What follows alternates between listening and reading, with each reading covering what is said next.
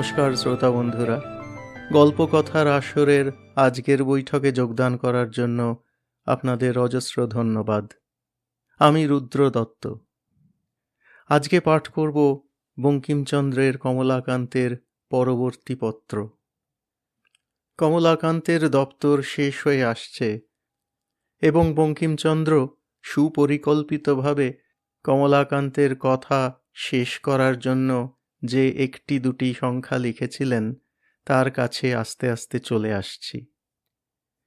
আজকে যে পত্রটি পাঠ করব সেটির নাম বুড়া বয়সের কথা।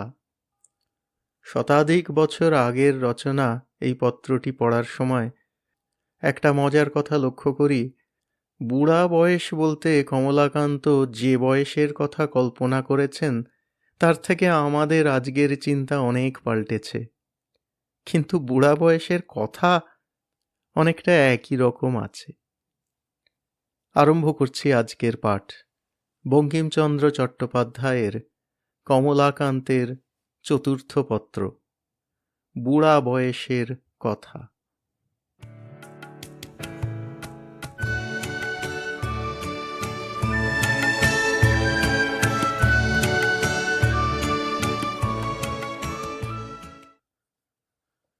সম্পাদক মহাশয়, আফিং পৌঁছে নাই, বড় কষ্ট গিয়াছে।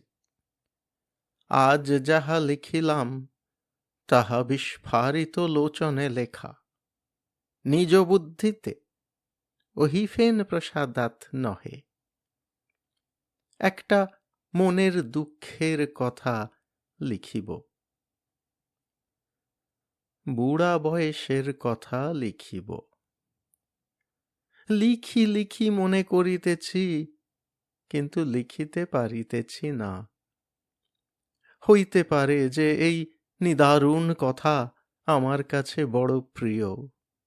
আপনার মর্মান্তিক দুঃখের পরিচয় আপনার কাছে বড় মিষ্ট লাগে, কিন্তু আমি লিখিলে পড়িবে কে? যে যুবা কেবল সেই পড়ে, বুড়ায় কিছু পড়ে না। বোধহয় আমার এই বুড়া বয়সের কথার পাঠক জুটিবে না। অতএব আমি ঠিক বুড়া বয়সের কথা লিখিব না।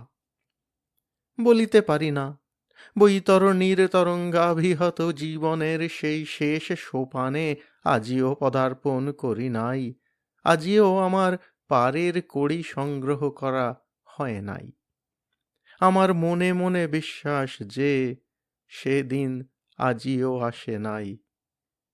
তবে যৌবনেও আর আমার দাবি দাওয়া নাই, মেয়াদি পাট্টার মেয়াদ ফুরাইয়াছে। একদিকে মেয়াদ অতীত হইল, কিন্তু বাকি বকেয়া আদায় উসুল করা হয় নাই, তাহার জন্য কিছু পীড়াপিড়ি আছে। যৌবনের আখিরি করিয়া ফারক্ষতি লইতে পারি নাই, তাহার উপর মহাজনেরও কিছু ধারি।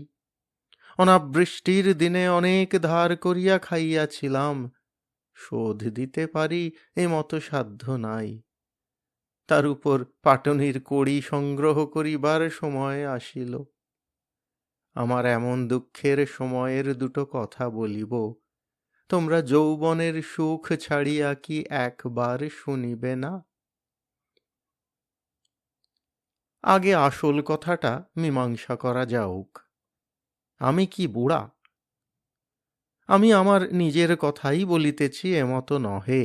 আমি বুড়া না হয় যুবা, দুইয়ের এক স্বীকার করিতে প্রস্তুত আছি।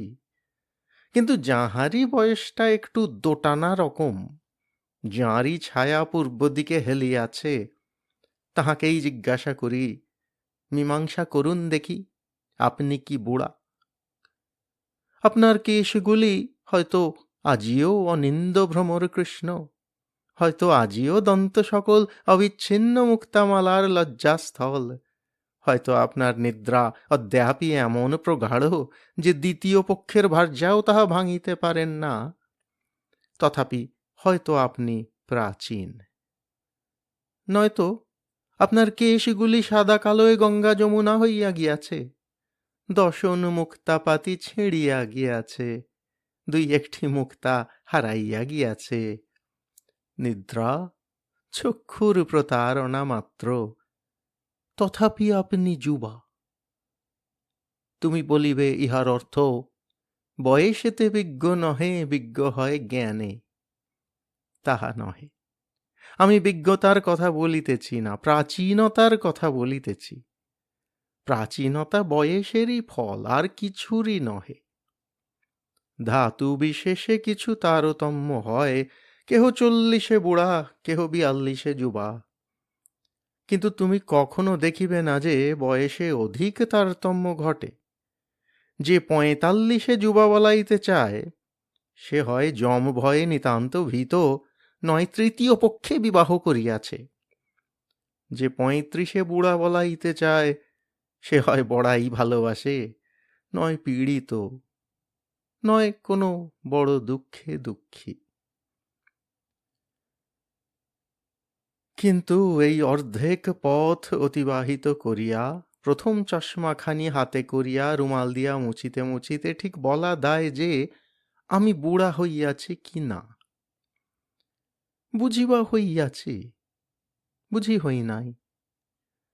মনে মনে ভরসা আছে, একটু চক্ষুর দোষ হউক, দুই এক গাছা চুল পাকুক, আজিও প্রাচীন হই নাই। কই, কিছু তো প্রাচীন হয় নাই। এই চিরপ্রাচীন ভুবনমণ্ডল তো আজিও নবীন। আমার প্রিয় কোকিলের স্বর প্রাচীন হয় নাই। আমার সৌন্দর্য মাখা হীরা বসানো গঙ্গার ক্ষুদ্র তরঙ্গ ভঙ্গ তো প্রাচীন হয় নাই। প্রভাতের বায়ু, বকুল কামিনীর গন্ধ, বৃক্ষের শ্যামলতা এবং নক্ষত্রের উজ্জ্বলতা কেহ তো প্রাচীন হয় নাই, তেমনি সুন্দর আছে। আমি কেবল প্রাচীন হইলাম? আমি এ কথায় বিশ্বাস করিব না। পৃথিবীতে উচ্চ হাসি তো আজিও আছে, কেবল আমার হাসির দিন গেল। পৃথিবীতে উৎসাহ, ক্রীড়া, রঙ্গ আজিও তেমনি অপর্যাপ্ত, কেবল আমারই পক্ষে নাই। জগৎ আলোকময়, কেবল আমারই রাত্রি আসিতেছে। সলোমন কোম্পানির দোকানে বজ্রাঘাত হউক, আমি এ চশমা ভাঙিয়া ফেলিব, আমি বুড়া বয়স স্বীকার করিব না। তবু আসে, ছাড়ানো যায় না। ধীরে ধীরে, দিনে দিনে, পলে পলে বয়স চোর আসিয়া এ দেহপুর প্রবেশ করিতেছে। আমি যাহা মনে ভাবি না কেন, আমি বুড়া প্রতি নিঃশ্বাসে তাহা জানিতে পারিতেছি। অন্যে হাসে, আমি কেবল ঠোঁট হেলাইয়া তাহাদিগের মন রাখি। অন্যে কাঁদে, আমি কেবল লোক লজ্জায় মুখ ভার করিয়া থাকি। ভাবি, ইহারা এ বৃথা কালহরণ করিতেছে কেন? উৎসাহ আমার কাছে পণ্ডশ্রম, আশা আমার কাছে আত্মপ্রতারণা। কই, আমার তো আশা ভরসা কিছু নাই। কই, দূর হোক, যাহা নাই তাহা আর খুঁজিয়া কাজ নাই। খুঁজিয়া দেখিব কি? যে কুসুম দাম এ জীবন কানন আলো করিত, পথি পার্শ্বে একে একে তাহা খসিয়া পড়িতেছে। যে মুখমণ্ডল সকল ভালোবাসিতাম, একে একে অদৃশ্য হইয়াছে, না হয় রৌদ্র বিশুষ্ক বৈকালের ফুলের মতো শুকাইয়া উঠিয়াছে। কই, আর এ ভগ্ন মন্দিরে, এ পরিত্যক্ত নাট্যশালায়, এ ভাঙা মজলিসে সে উজ্জ্বল দীপাবলি কই? একে একে নিবিয়া যাইতেছে। কেবল মুখ নহে, হৃদয়। সে সরল, সে ভালোবাসা পরিপূর্ণ, সে বিশ্বাসে দৃঢ়, সৌহার্দ্যে স্থির, অপরাধেও প্রসন্ন, সে বন্ধু হৃদয় কই? নাই। কার দোষে নাই? আমার দোষে নহে। বন্ধুরও দোষে নহে, বয়সের দোষে অথবা জমের দোষে। তাতে ক্ষতি কি? একা আসিয়াছি, একা যাইব, তাহার ভাবনা কি? এ লোকালয়ের সঙ্গে আমার বনিয়া উঠিল না। আচ্ছা, রোখশোধ।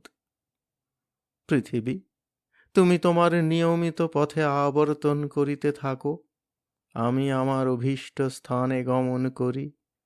তোমায় আমায় সম্বন্ধ রহিত হইল, তাহাতে হে মৃন্ময়ী জড়পিণ্ড গৌরব পীড়িতে বসুন্ধরে তোমারই বা ক্ষতি কি, আমারই বা ক্ষতি কি? তুমি অনন্তকাল শূন্য পথে ঘুরিবে, আমি আর অল্প দিন ঘুরিব মাত্র। তারপরে তোমার কপালে ছাইগুলি দিয়া, যার কাছে সকল জ্বালা জুড়ায়, তার কাছে গিয়া সকল জ্বালা জুড়াইব।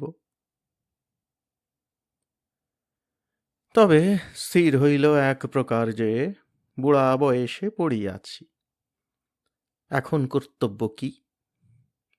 পঞ্চাশোর্ধ্বে মনং ব্রজেত, এ কোন গণ্ডমূর্খের কথা, আবার বোন কথা? এ বয়সে এই অট্টালিকাময়ী লোকপূর্ণা আপনি সমাকুলা নগরী বোন। কেননা হে বর্ষিয়ান পাঠক, তোমার আমার সঙ্গে আর ইহার মধ্যে কাহারও সহৃদয়তা নাই। বিপদকালে কেহ কেহ আসিয়া বলিতে পারে যে, বুড়া তুমি অনেক দেখিয়াছ, এই বিপদে কি করিব বলিয়া দাও। কিন্তু সম্পদকালে কেহই বলিবে না, বুড়া আজি আমার আনন্দের দিন, তুমি আসিয়া আমাদিগের উৎসব বৃদ্ধি করো। বরং আমোদ আহ্লাদকালে বলিবে, দেখো ভাই, যেন বুড়া বেটা জানিতে না পারে। তবে আর অরণ্যের বাকি কি? যেখানে আগে ভালোবাসার প্রত্যাশা করিতে, এখন সেখানে তুমি কেবল ভয় বা ভক্তির পাত্র। যে পুত্র তোমার যৌবন কালে, তাহার শৈশব কালে তোমার সহিত এক শয্যায় শয়ন করিয়াও অর্ধনিদ্রিত অবস্থাতেই ক্ষুদ্র হস্ত প্রসারণ করিয়া তোমার অনুসন্ধান করিত, সে এখন লোকমুখে সংবাদ লয় পিতা কেমন আছেন। পরের ছেলে সুন্দর দেখিয়া যাহাকে কোলে তুলিয়া তুমি আদর করিয়াছিলে, সে এখন কালক্রমে লব্ধবয় কর্কশ কান্তি হয়তো মহাপাপিষ্ঠ, পৃথিবীর পাপ স্রোত বাড়াইতেছে, হয়তো তোমারই দেশক। তুমি কেবল কাঁদিয়া বলিতে পারো, ইহাকে আমি কোলে পিঠে করিয়াছি। তুমি যাহাকে কোলে বসাইয়া ক খ শিখাইয়াছিলে, সে হয়তো এখন লব্ধ প্রতিষ্ঠ পণ্ডিত, তোমার মূর্খতা দেখিয়া মনে মনে উপহাস করে। যাহারই স্কুলের বেতন দিয়া তুমি মানুষ করিয়াছিলে, সে হয়তো এখন তোমাকে টাকা ধার দিয়া তোমারই কাছে সুদ খায়। তুমি যাহাকে শিখাইতে, হয়তো সেই তোমায় শিখাইতেছে। যে তোমার অগ্রাহ্য ছিল, তুমি আজি তার অগ্রাহ্য। আর অরণ্যের বাকি কি? অন্তর্জগৎ ছাড়িয়া বহির্জগতেও এই রূপ দেখিবে, যেখানে তুমি স্বহস্তে পুষ্পোদ্যান নির্মাণ করিয়াছিলে, বাছিয়া বাছিয়া গোলাপ, চন্দ্রমল্লিকা, ডালিয়া, বিগোনিয়া, সাইপ্রেস, অর্কেরিয়া আনিয়া পুঁতিয়াছিলে, পাত্রহস্তে স্বয়ং জলসিঞ্চন করিয়াছিলে, সেখানে দেখিবে ছোলা মটরের চাষ।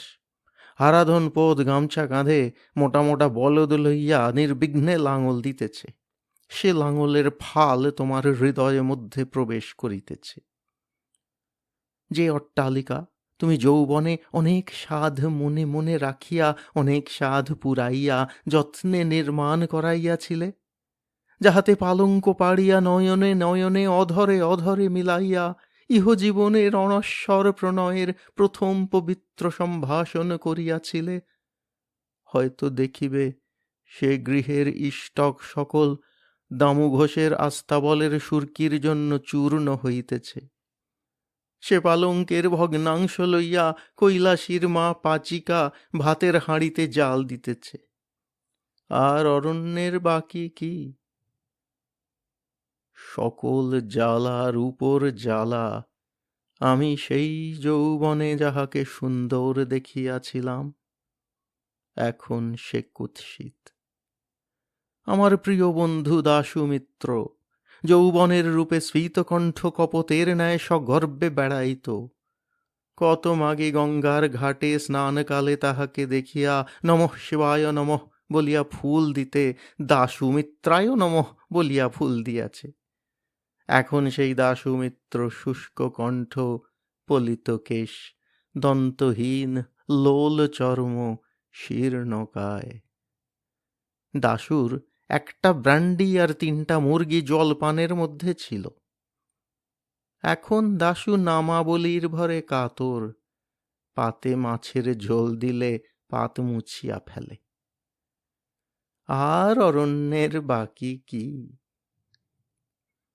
গদার মাকে দেখো, যখন আমার সেই পুষ্পোদ্যানে তরঙ্গিনী নামে যুবতী ফুল চুরি করিতে যাইত, মনে হইত নন্দন কানন হইতে সচল সপুষ্প পারিজাত বৃক্ষ আনিয়াকে ছাড়িয়া দিয়াছে। তাহার অলোক দাম লইয়া উদ্যান বায়ু ক্রীড়া করিত, তাহার অঞ্চলে কাঁটা বিঁধিয়া দিয়া গোলাপ গাছে রসকেলি করিত। রাজি গদার মাকে দেখো, বকাবকি করিতে করিতে চাল ঝাড়িতেছে। মলিন বসনা, বিকট দশনা, তীব্র রসনা, দীর্ঘাঙ্গী, কৃষ্ণাঙ্গী, কৃশাঙ্গী, লোল চর্ম, পলিত কেশ, শুষ্ক বাহু, কর্কশ কণ্ঠ। এই সেই তরঙ্গিনী।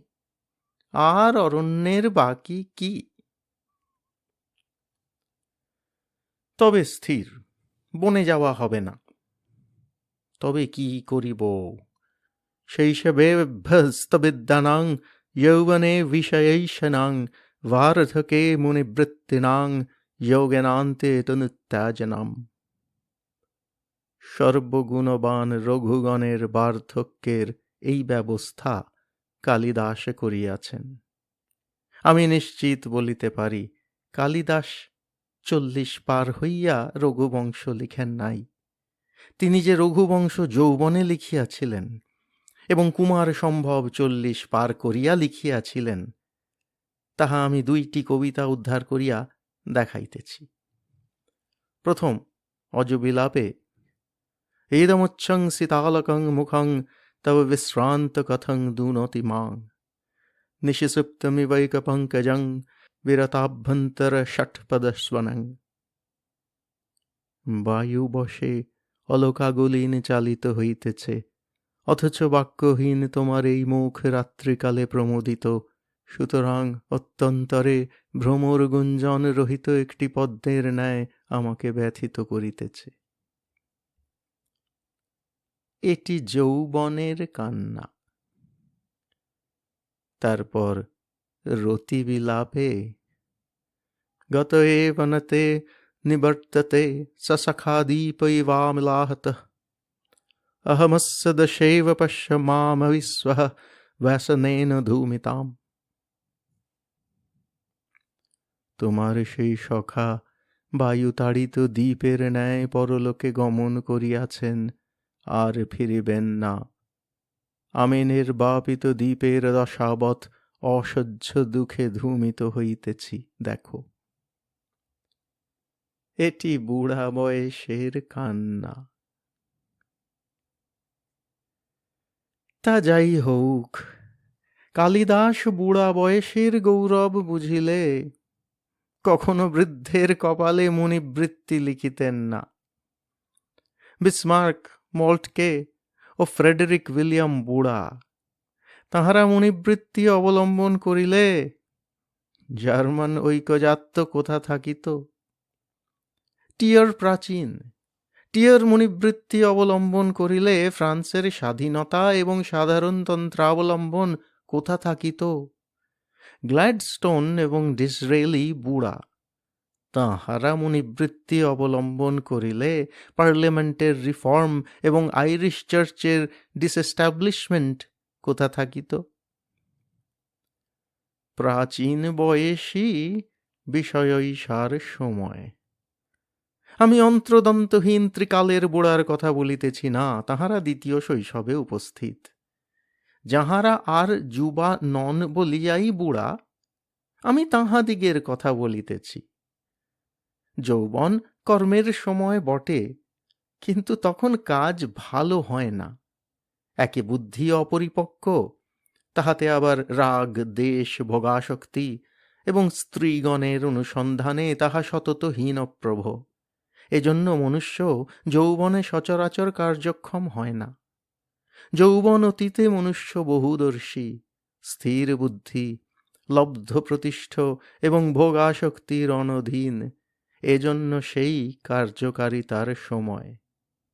এই জন্য আমার পরামর্শ যে বুড়া হইয়াছি বলিয়া কেহ স্বকার্য পরিত্যাগ করিয়া মুনিবৃত্তির ভান করিবে না, বার্ধক্যেও বিষয়ে চিন্তা করিবে। তোমরা বলিবে, এ কথা বলিতে হইবে না। কেহই জীবন থাকিতে ও শক্তি থাকিতে বিষয় চেষ্টা পরিত্যাগ করে না। মাতৃস্তনপান অবধি উইল করা পর্যন্ত আবাল বৃদ্ধ কেবল বিষয় অন্বেষণে বিব্রত।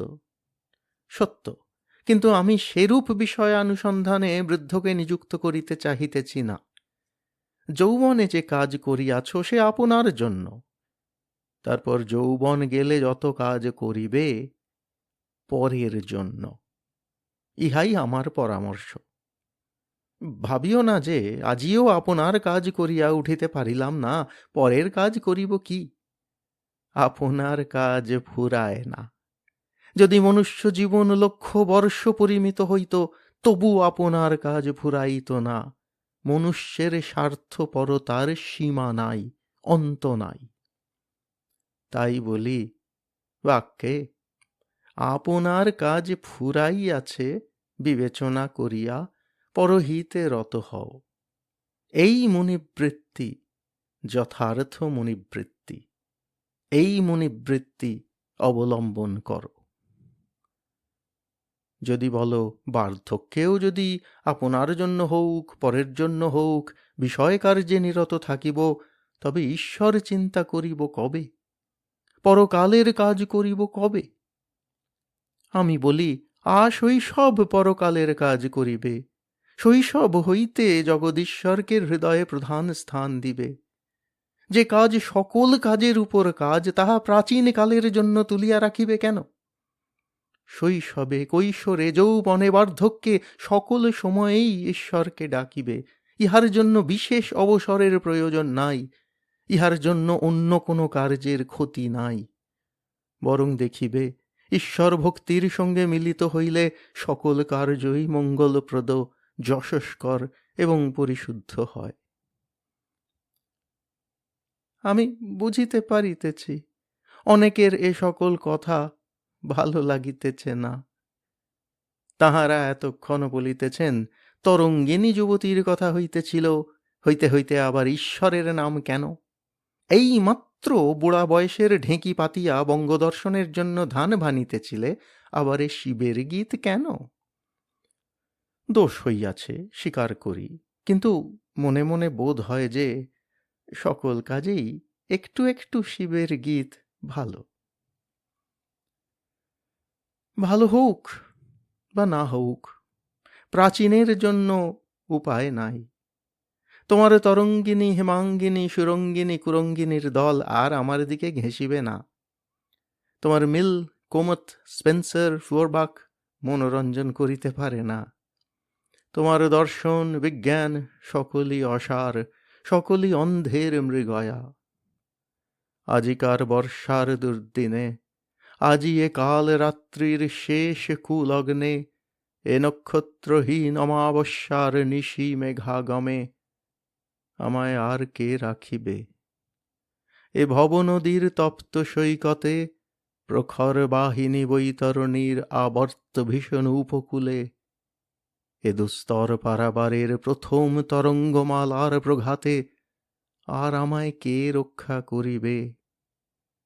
অতিবেগে প্রবল বাতাস বহিতেছে, অন্ধকার প্রভো, চারিদিকেই অন্ধকার।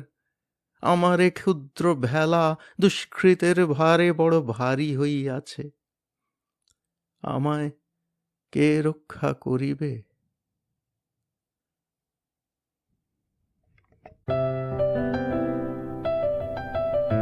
আপনাদের মতামত আমাদের জানাতে ভুলবেন না কিন্তু শ্রোতা বন্ধুরা। আমাদের ওয়েবসাইট গল্পকথার আসর .org, GOLPOKOTHAR ASOR .org।